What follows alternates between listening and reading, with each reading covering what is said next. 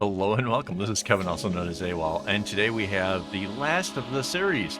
This is the last one, guys, of me doing variegated floss. It's been a fun little run for the last 2 months, but it comes to an end with this one. This one is pattern 28776 over on friendshipbracelets.net, and the Kumi is 991.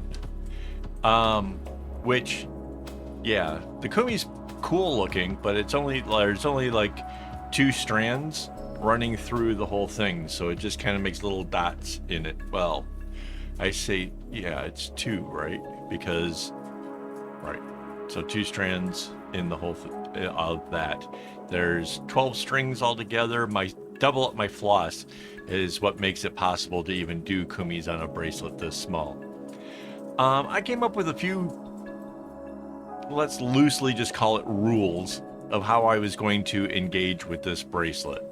And it's by setting up a basic rule system that you get a certain kind of consistency, which kind of makes it look better. Now, anytime you have a blue string and a blue string, you can do the knot any direction. You can make it zigzag. You can do whatever you want to. But by setting up yourself with some basic how I'm going to approach this and do it with some kind of consistency does help make the bracelet a little bit nicer looking, as well as makes the back really interesting. So my rules were that the strings outside of the red, the blue strings, were always going to come inwards.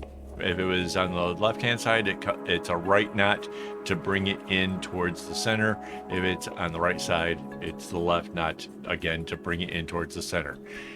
Inside of the diamonds, right, because the red kind of bounces around and makes these diamonds, inside of the diamonds, all of those knots are right knots. Didn't have to be. I could have chevroned, I could have done whatever I wanted to, but I made all of the ones on the inside a right knot.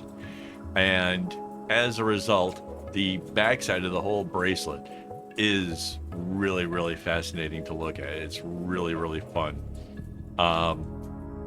And there's a certain kind of consistency about the looking at it from the front that I might not have gotten otherwise. This isn't quite beginner friendly because of the zigzag knots that are involved with it. The red is continually, like, it comes to the side, bounces back, comes the other way. And because it's variegated, you can see the direction that wherever they cross, you can see which way it went. That was another rule I gave myself. I made it so that way it always crossed going to the right.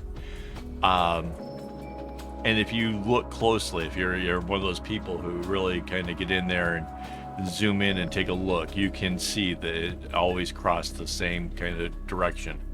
I did it because I like the right hand knots better, like when doing like long rows, and I did it for, again, just the consistency of it.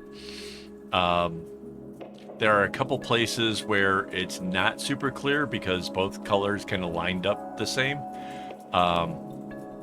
But other than that, you can kind of, most of the bracelet, you can see which way it crossed over the other. That said, it was a fun bracelet to make. It barely took an hour, and was not bad. The only thing I can say is this variegated floss came from a different source. I wanted to finish out the month still doing the whole variegated floss challenge, but this came from a different source, so I'm not really sure what happened, but the length of the tassels at the end had to be made much, much smaller. Now, this bracelet would still fit me, but it might not fit somebody who is much, much bigger because the tassels are so short. And that's because those variegated strings get used really a lot in this bracelet. But like I've said before, I cut my strings in thirds, so typically this isn't a problem. Although this manufacturer, the length of the strings might not be the full 8 meters. So I can't really say one way or the other if it is or isn't. But it does it did come out much shorter, and my patterns are made to be able to let a string kind of run amok and not run out. So I think that might be the cause.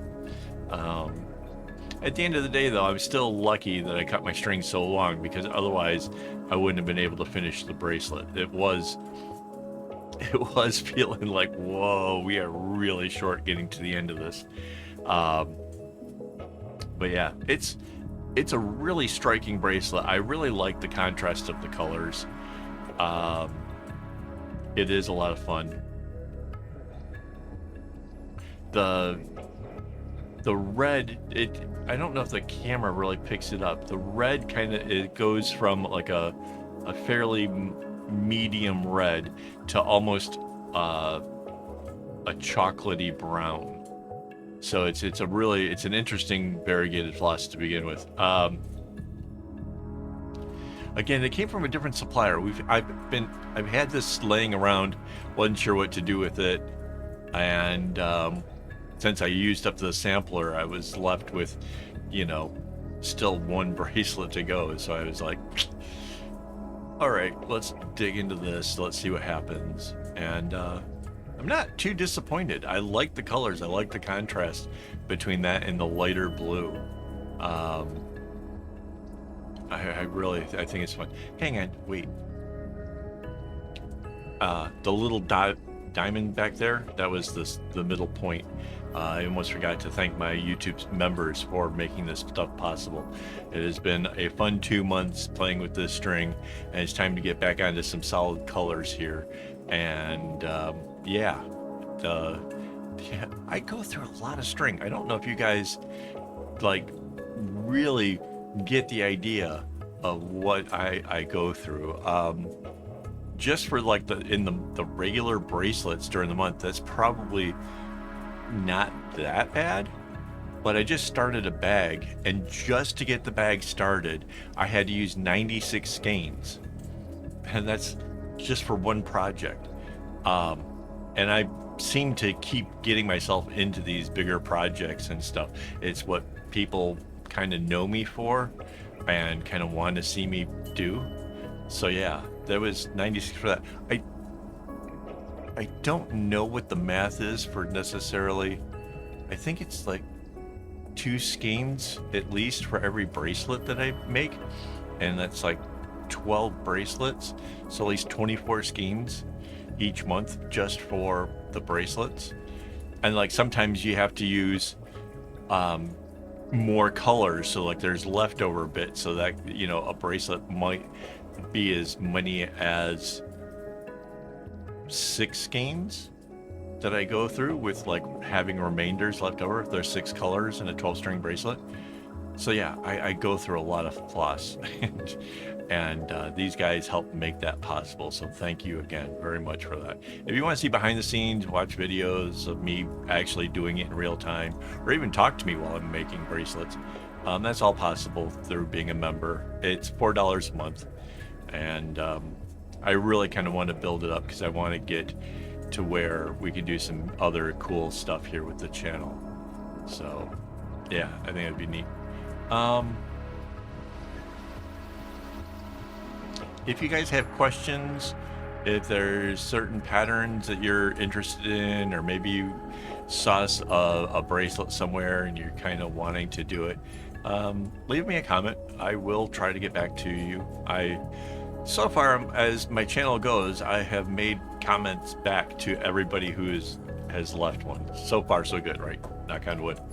But yeah, I do try my best to be accessible and answer questions and stuff. So I think this is the final little diamond. So hey, thanks for watching. You really do make a big difference here watching to the end like that. So thank you guys very much.